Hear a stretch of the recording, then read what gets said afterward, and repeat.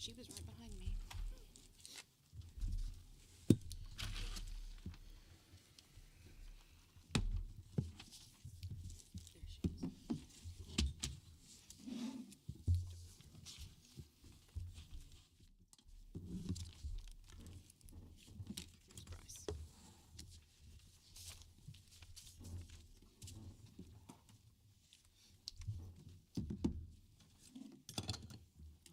There she is. Here's Bryce. Oh, yeah, there he is. Bryce. He's up there singing. Does he have that? I guess he's got to do that. I'm good. I'm good. Parked up there. All right, welcome everybody tonight. Appreciate you guys giving us a little bit more time to kind of talk and hash this out a little bit. All right, this meeting is a meeting of the school board in public for the purpose of conducting the school corporation's business. It is not to be considered a public community meeting. There may be time for public participation as indicated by the agenda item or as directed by the president. The meeting site is fully accessible. Any person requiring further accommodation should contact the superintendent at the school corporation's central office. The meeting will be electronically recorded and be kept on file in the superintendent's office as well. A copy of the audio recording will also be available at the on the NLCS website. All right, let's rise. Remove all your hats. Trace, you want to start? I pledge allegiance to the flag of the United States of America and to the republic for which it stands, one nation, under God, indivisible, with liberty and justice for all.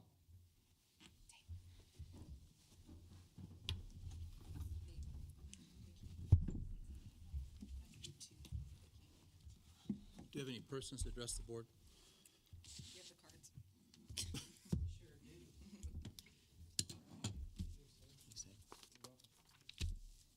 All right, when you come up, just state your name, I guess your address, and I guess we'd like to know who are parents and who aren't parents, if you guys could indulge us a little bit on that. All right, first up, Joanna. I'm Joanna Hackney. I live at 1304 N Street, and I'm nobody's parent. As a North Lawrence employee for 18 years, I served as both a middle school teacher and counselor, working with the children of 5 of you. Tonight, I want to address the proposed plan to transfer the Olytic Middle School 7th and 8th grade students to Bedford Middle School, effectively closing OMS. However, my main purpose for speaking to you tonight is not the vote itself. Rather, I'm asking you to try to learn how the community got to this point. Then I'm asking you to fix it so that North Lawrence Community Schools can finally heal. The NLCS I know and love is virtually unrecognizable, and it breaks my heart. Some might question why I, a resignee of NLCS, even care. I care because I did not resign from this community. I did not resign from caring about the NLCS teachers, and I certainly did not resign from caring about the children and their families. They all deserve better. While I have not done specific research on North Lawrence's current situation, I do have theories developed from my own observations as both an employee and as someone on the outside looking in. In short, I believe NLCS has driven away both students and teachers through a culture of rampant distrust, unpredictability, and fear. Nearly 3 years ago, I spoke at the Consolidation Forum, noting that while I was not opposed to necessary change, I was opposed to hastily implemented plans based on misleading data, which created a ready, fire, aim culture. I feared the intense alienation of families and a significant loss of students to other schools.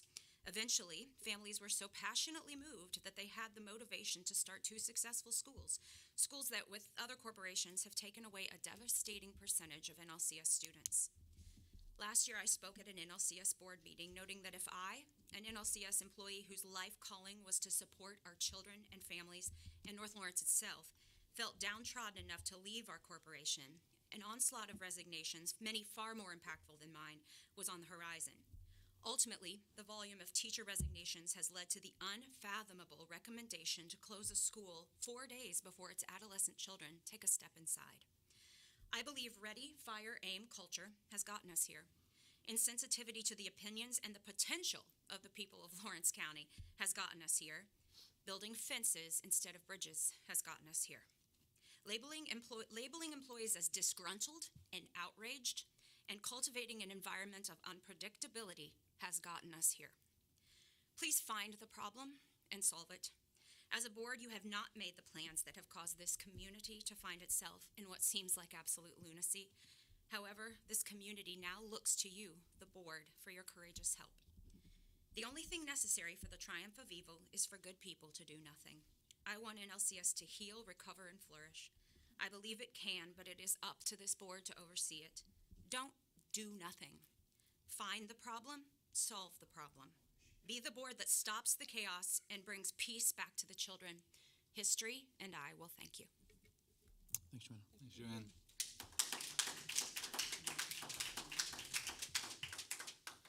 Next, Jessica Voorhees, please.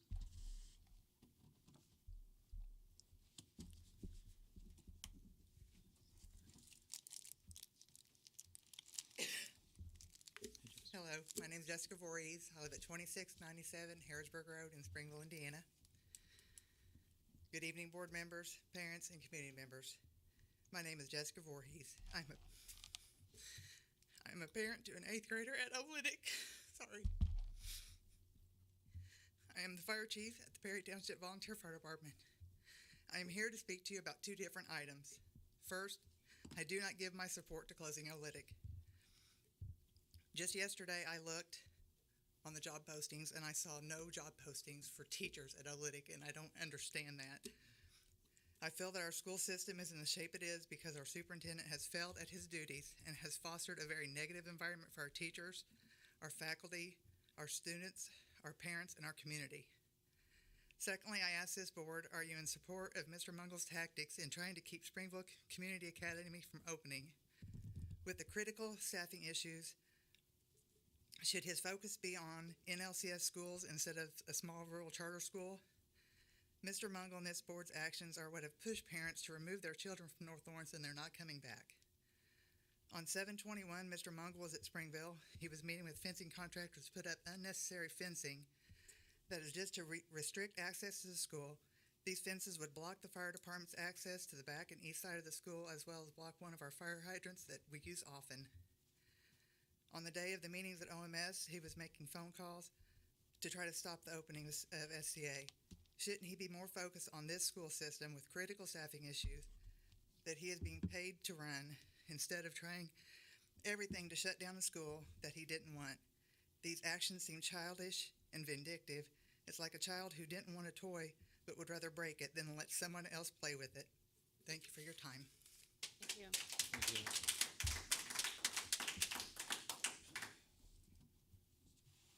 Next, Richard Tolman.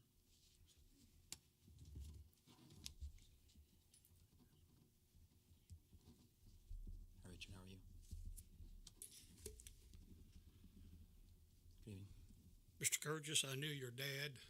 He was a godly, humble man. He was a great man. You know, about 2,500 years ago, there was this guy named Socrates, and he made a statement that started Western civilization. He said, "The unexamined life is not worth living." We have come to a place in Lawrence County where the unexamined school corporation is not worth having. And I tell you, 30 years ago, I got in lots of trouble in this school corporation. Mr. Lambrick, you know about some of that. I recall. And I tell you, I've had, I don't know how many people come to me about this situation, and believe me, I have waved them off for a couple of years, really. But I want to say this, when you drive around Lawrence County, you see these signs, support public education. You didn't see those signs 25, 30 years ago. People supported public education. The public support for education is no longer a given, believe me. You're going to have to show some leadership and so forth. And unless you mean a charter school is public education, you know, it's just not going to work. I'm going to tell you, I've known Mr. Mungle about him for many years. I'd have never even met him before. But believe me, I know quite a bit about him. And he was a disaster in Greene County. I mean, a disaster. And he is a disaster here. And I tell you, I don't know how many people have come up to me and said, "Richard, we're destroying public education. And I mean, they're right. I mean, look around you. And I tell you, one thing that's really bothered me about all this, really,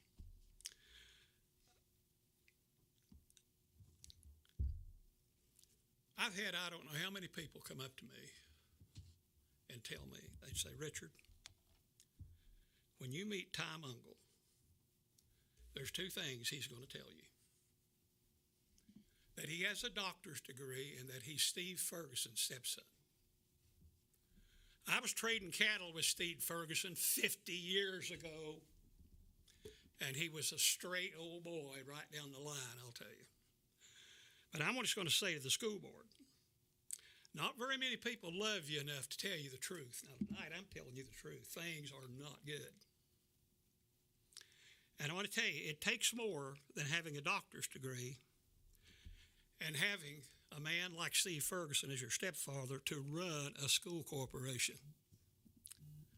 And I know that this is not going to be appreciated by a lot of people, but I've been there before. And I've never made an assertion in a courtroom or in a school board meeting that I didn't sooner or later back up in a court of law, and you can check with Mr. Ferguson on that.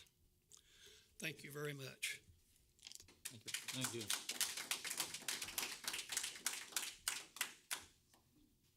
Next.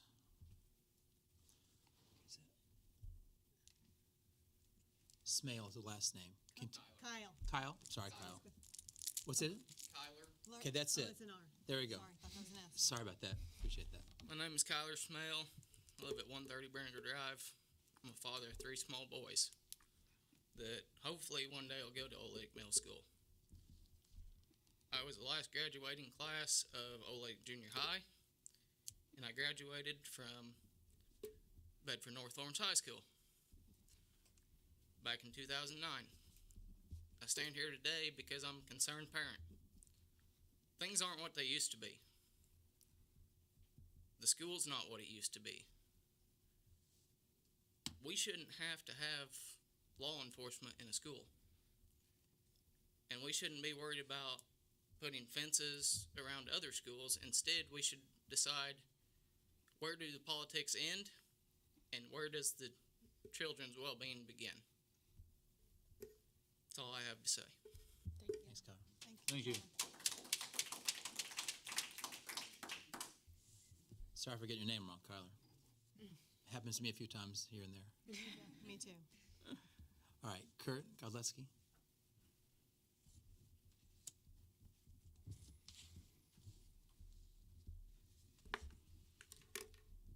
Good evening. My name is Kurt Gillespie. I live at 165 The Woods, and I am your new assistant principal at Olytic Middle School. So I'd like to thank the board, Dr. Mungle and Kelly Terrell for the opportunity and their trust to work with all NLCS students.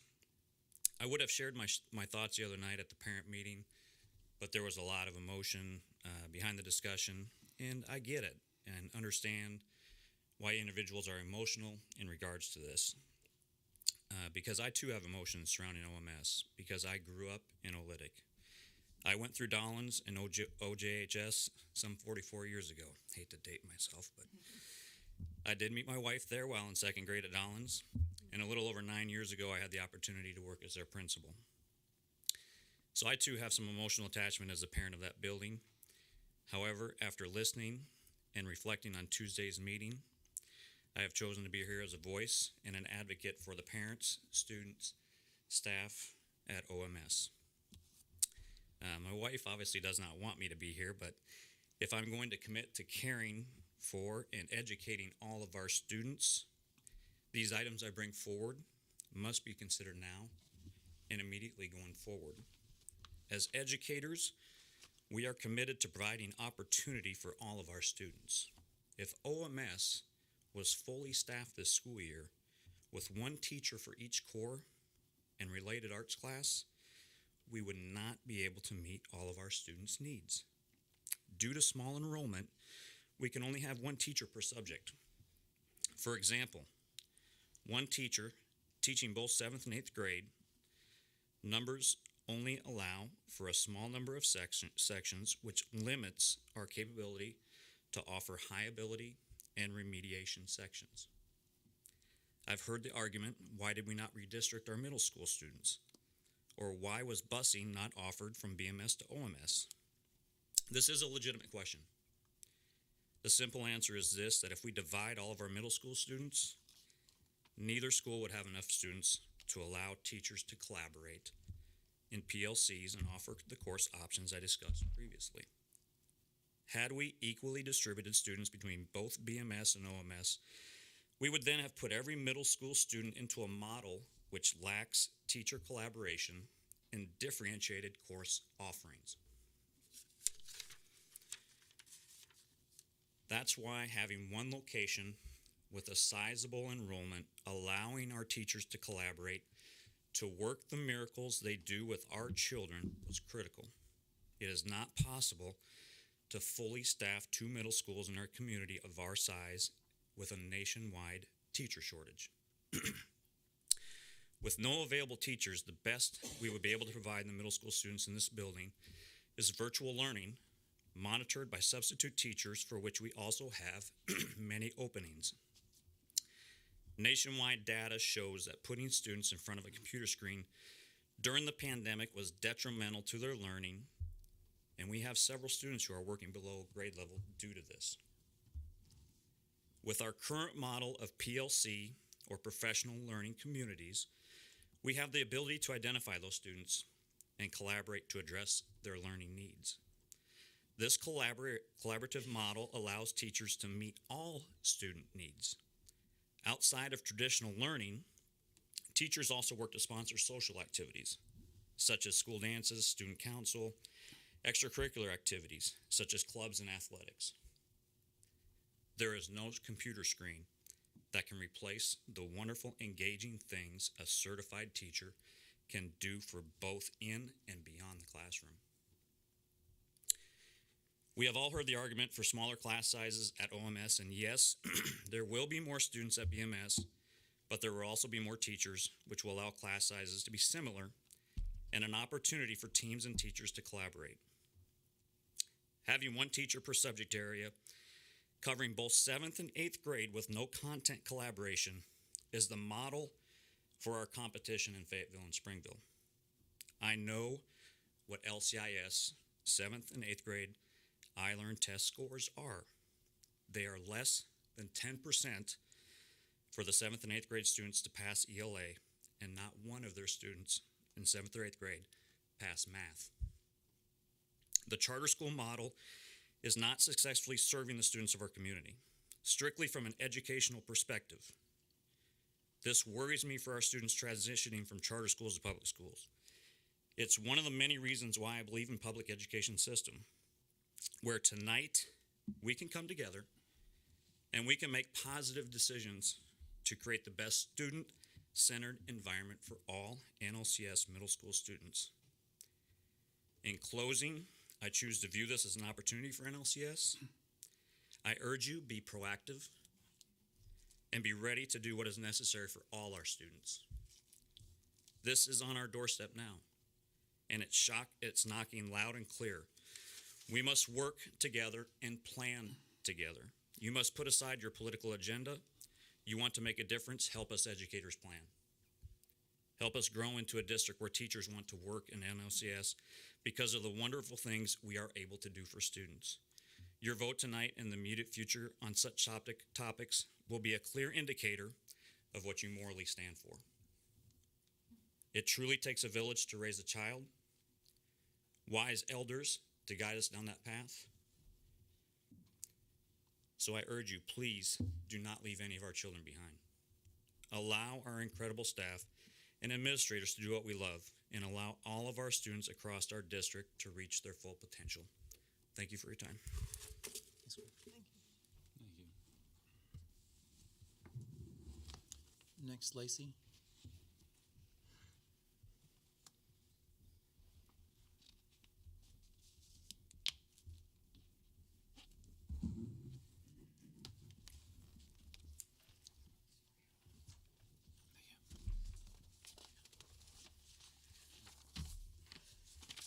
Good evening. I'm Lacey Hawkins, social studies teacher at Bedford North Lawrence and president of the North Lawrence Education Association.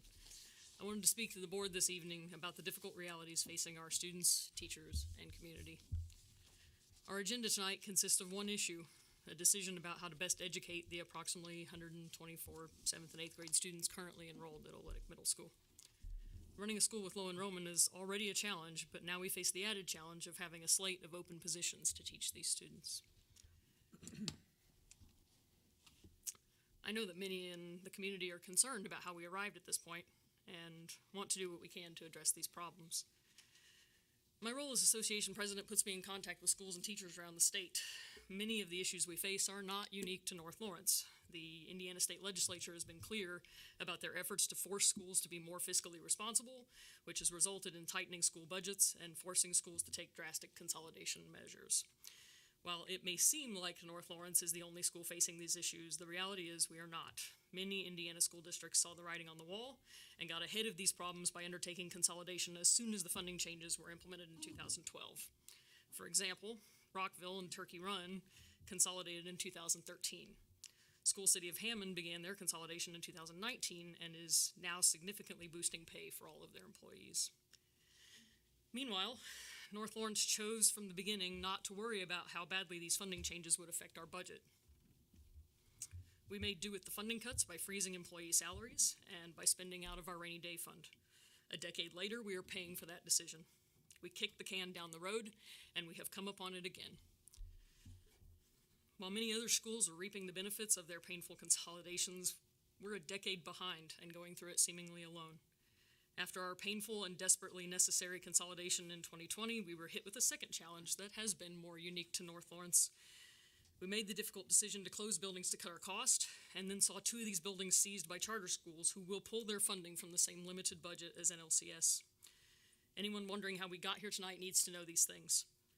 We have made very poor financial decisions for over a decade, and we now face a financial drain from charter school expansion in our community. It is certainly easier to believe the confabulation of social media gossip pages that this is the conspiracy of a single person, but the reality is much more complicated, and if we don't understand that, we will never overcome these challenges. The reality for the approximately 124 NLCS students enrolled at OMS is that they cannot be provided with the same standard of education as their fellow students enrolled at BMS. As the board of directors of NLCS, you need to do what's best for these students. For anyone who wants to know what we can do to get teachers to go to OMS, I want to say that I know of no solutions. We have posted the positions, but with 2,160 open teaching positions on the Indiana Department of Education website, I checked before I came, we will have a difficult time filling these openings. State law allows us to forcibly transfer teachers from BMS or BNL to these open positions at OMS, but again, with openings everywhere, many paying upwards of $10,000 or $20,000 more, I have advocated that we do everything we can to keep and place our teachers where they want to be and feel they are most effective. We absolutely cannot afford to forcibly transfer a teacher to a position they don't want and then lose that teacher altogether when they leave us for elsewhere. Current contract law allows us to financially incentivize a high-need position like math teacher or special education teacher, but it does not allow us to financially incentivize teachers for a particular building. With no teachers, our only option of keeping students at OMS then would be to put them on a virtual learning platform, which is inequitable and unjust. How can we begin to pretend that we are serving students at OMS by placing them in front of the screens and allowing the BMS students to access teams of teachers who know them and love them and provide them not only with real human interaction but also opportunities for hands-on learning? I think about my own class and my students and the efforts I make for them. I take them outside, I teach them how to hunt with prehistoric tools, we mummify apples, we turn the classroom into trenches for World War I, we march around the room like a Spartan army, we celebrate May Day by dancing around a maypole. It breaks my heart to imagine putting my wonderful future students back in front of computers for another year when they could be learning about Newton's laws of motion by setting off water bottle rockets in Jennifer Gratzer's science class, or graphing slopes to create stained glass-inspired artwork in Kelly Tyree and Amy Voris's math classes, or making stop-motion animation of cellular division in Allison Thompson's science class, or practicing martial arts schools in Christy Strasser's history class, or making gnome homes out of clay in Sean Steele's art class.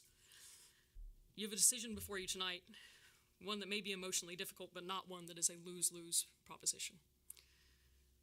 We We can vote to have our students together at BMS with rockstar teachers, or we can put them in front of a computer for virtual learning. I'm invested with all parties on this. I want these kids to have a great school year with these colleagues that I love, and I want my colleagues that I love to know that we know that they provide a better, fuller education than kids are going to get sitting in front of a screen. I believe you want what's best for all NLCS students, and I believe you want teachers to feel trusted and valued. How you vote tonight is going to make it very clear if you're willing to stand up for those beliefs. We're in a bad situation, but we have a clear way to take care of our kids and teachers.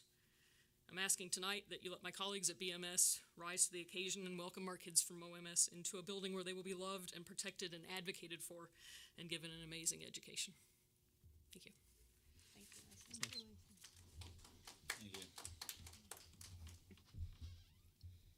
Are there any more cards?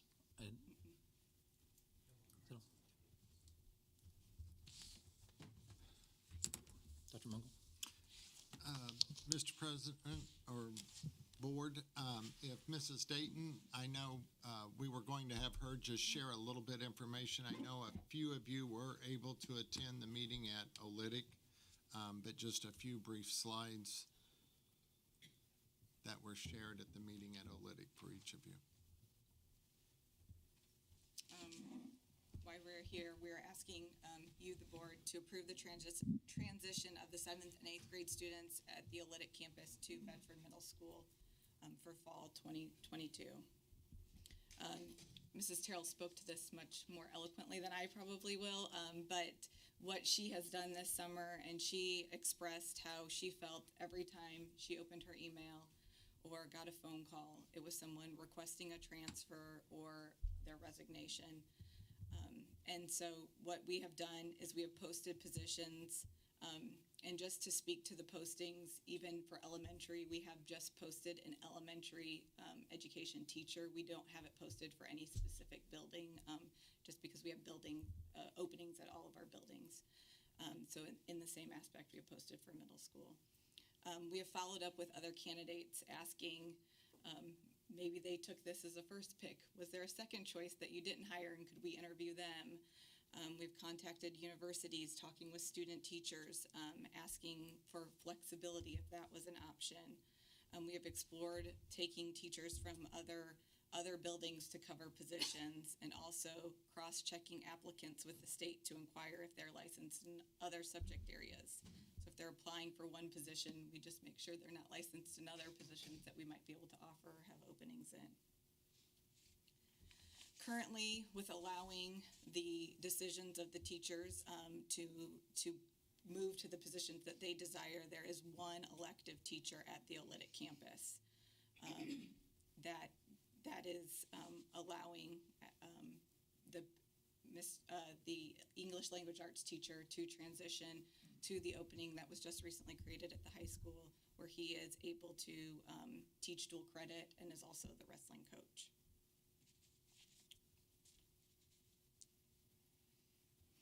What does this mean for students? As we have worked throughout the summer to brainstorm ways to support student learning in the absence of licensed teachers, the idea of students learning through a virtual platform was discussed.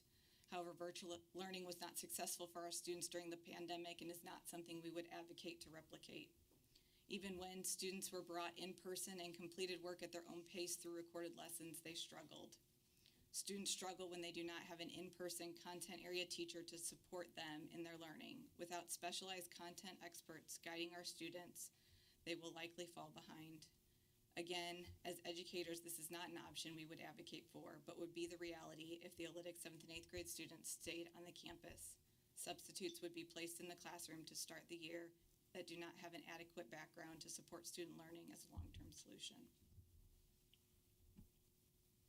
We also shared the projected enrollment if all of the 7th and 8th grade students from the Olytic campus move to the BMS facility.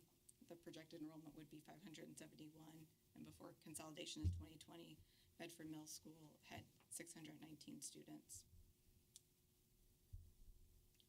Mr. Hudson then spoke to the ways that he would welcome, and they have welcomed students that at Olytic with an open house on Monday targeted specifically for Olytic students. And then there's a Meet the Teacher for all students in elementary and middle school on Tuesday evening from 5 to 7.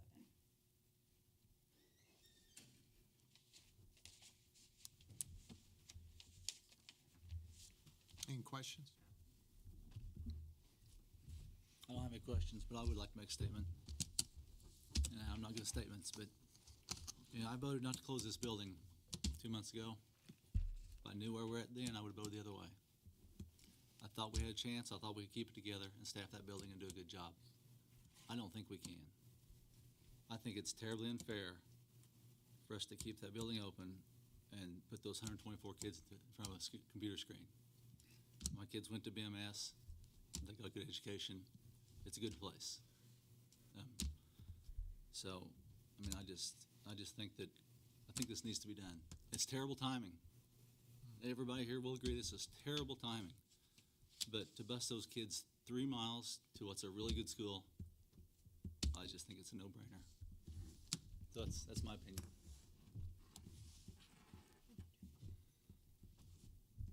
Anything else? I just bring the recommendation to the board. Obviously, I have listened to many of our teachers and our special education, our curriculum people, our principals. So it is my recommendation, but this recommendation is truly the recommendation of everyone that is involved in this, in educating these kids. Okay, so the recommendations on the table for all NLCS 7th and 8th grade students to be redistricted to the BMS campus beginning the 2022 through 2023 school year. The name of the Olytic school will now become Dollins Elementary if this does pass. Okay. All right. We are Yeah, in there. we'll get there. Yeah. So can I hear a motion for this? Make a motion to accept the recommendation. Okay, a motion to a second. I'll second it. All right. Any questions on the motion at all? Okay. All those in favor, please signify by saying aye. Aye. All those opposed? Aye. Nay. Wait, He was hold on. for. Should we do Let's do a hands? raise of hands. Yeah. And I think actually legally, that's Yes. what we need to do with Yes. Bryce. Okay, so all those in favor of the motion, just raise your hand.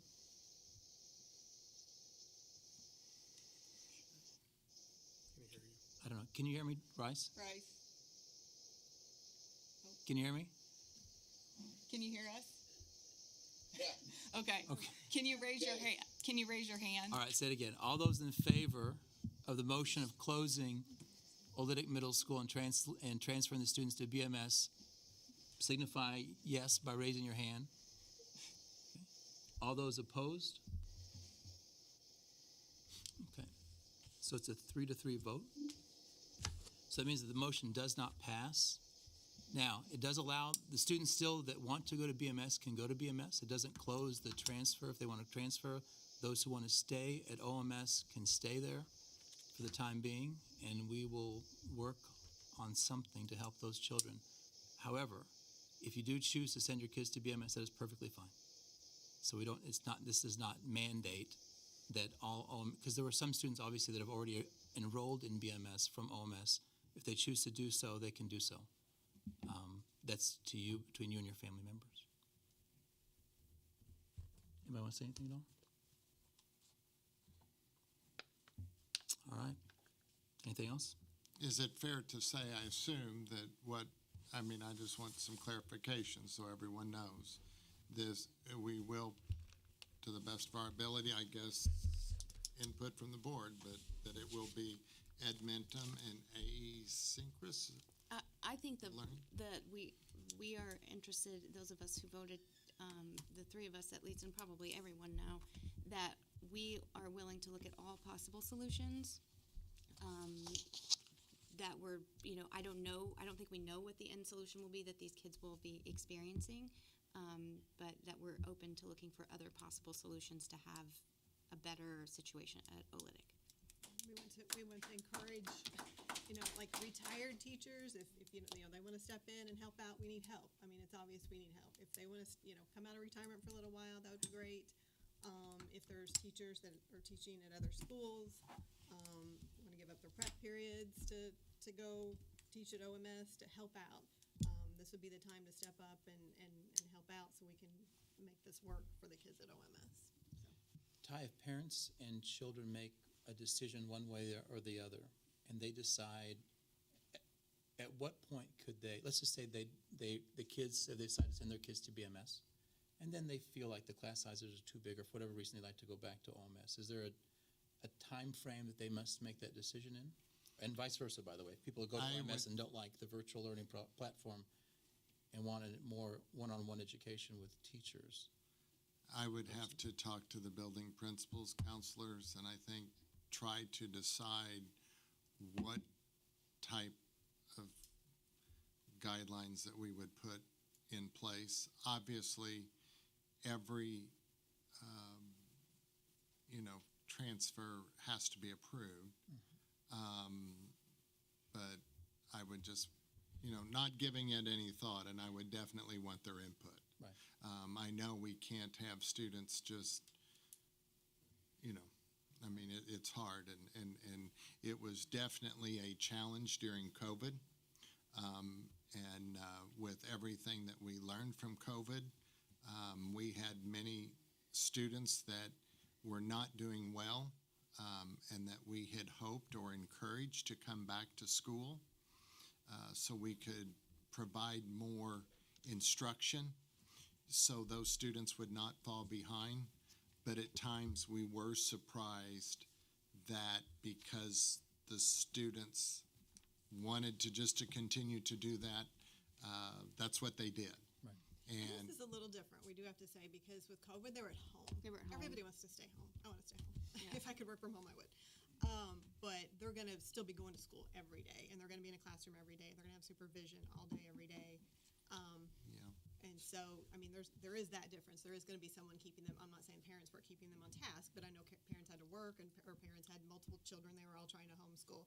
This is going to be different. They're going to be in a classroom setting, and to be able to keep on task. So I think that there is going to be a different. We can't 100% compare it with what was happening during COVID. I'm not saying this is the best, but I think it's different. Yeah. But I do think Mr. Hudson said at the meeting, and you guys can correct me if I'm wrong, so I was only at the second one, that at least for the first week or so, there's going to be some transition of 8 days, he said, moving yeah. people around in classes, and if maybe moving school, there'll be some transition, so no one's going to get behind if they start at OMS and decide after a few days they want to go to BMS. No one's going to get behind by switching within that transitory period. I mean, none of us are going to argue that in-person learning, far and above, is the best way to learn versus sitting before a monitor or a screen, or however this is established. But we are allowing you to keep your kids in your alma mater, if that's what you so choose. And we've listened to you, but recognize this is an incredibly difficult decision to make. And I make lots of decisions every day that are difficult. And very few have kept me awake at night. And I don't know why this one in particular did. But this is very difficult for us. And we take it seriously. We are here for you. We want you guys to know that. I recognize that we need to earn your trust back, and we will be working toward that in the future. We want the relationship that we share with you to be a relationship of trust, honor, and respect. We want to share. I don't want to walk into a room of this many people and feel that we're going to get berated every time we come to work, because we're here to work for you. And so we want you to know this was very difficult. We did not take this lightly. We've agonized over it for quite some time. So for now, this is a decision that we've made as a board. I know it's not unanimous, which would be nice in one direction or another, but we give you as parents the opportunity to allow your kids to seek what you think is best for them. But we also offer you the opportunity, if you feel like this, whatever setting you're in is not necessarily the right setting, please reach out to us and we'll see what we can do for them. Okay? And I would just like to say to our teachers who are still in our corporation, thank you. And this vote is in no way to say that we don't value what our teachers are doing in person with our classrooms. I personally have talked to many, many, many teachers over the last few weeks, and I hear you, we hear you, and we're going to work. I think I'm speaking for everyone when I say we're going to work to make this a better place for you to be, to make this a place that you not only can make a living but enjoy your job and are a trusted professional, because that's what you are. So I didn't want to not mention the teachers that we have who are still here, and I've talked to both those that are here and those who have left, and I know that we have some serious work to do. So I just wanted to acknowledge that.